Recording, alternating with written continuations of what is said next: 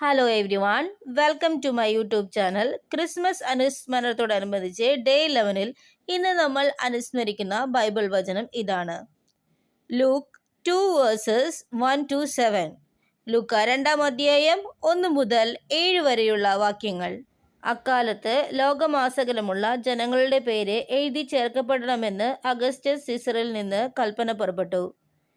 ക്വിരിനിയോസ് സിറിയയിൽ ദേശാധിപതിയായിരിക്കുമ്പോൾ ആദ്യത്തെ ഈ പേരെഴുത്ത് നടന്നു. ഈ പേരെഴുതിക്കാനായി ഓരോരുത്തരും താന്താങ്ങളുടെ നഗരങ്ങളിലേക്ക് പോയി. ജോസഫ് ദാവീദിന്റെ കുടുംബത്തിലും വംശത്തിലും പെട്ടവനായതിനാൽ പേരെഴുതിക്കാനായി ഗലീലയിലെ പട്ടണമായ നസ്രത്തിൽ നിന്ന് യൂദയായിൽ ദാവീദിന്റെ പട്ടണമായ ബെത്ലഹേമിലേക്ക് ഗർഭിണിയായ ഭാര്യ മറിയത്തോടുകൂടെ പോയി.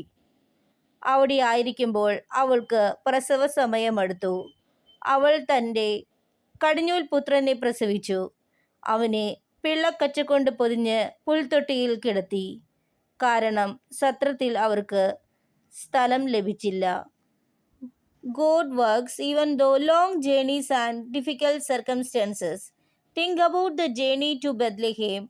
Ask God walk with you in your own journey. നമുക്ക് നമ്മുടെ ജീവിതത്തിൽ ദൈവത്തോട് നമ്മോടൊപ്പം സഞ്ചരിക്കാൻ നമുക്ക് ആവശ്യപ്പെടാം. നമുക്ക് ഓരോരുത്തർക്കും നമ്മുടെ ദൈവത്തോടൊപ്പം നമുക്ക് സഞ്ചരിക്കാം.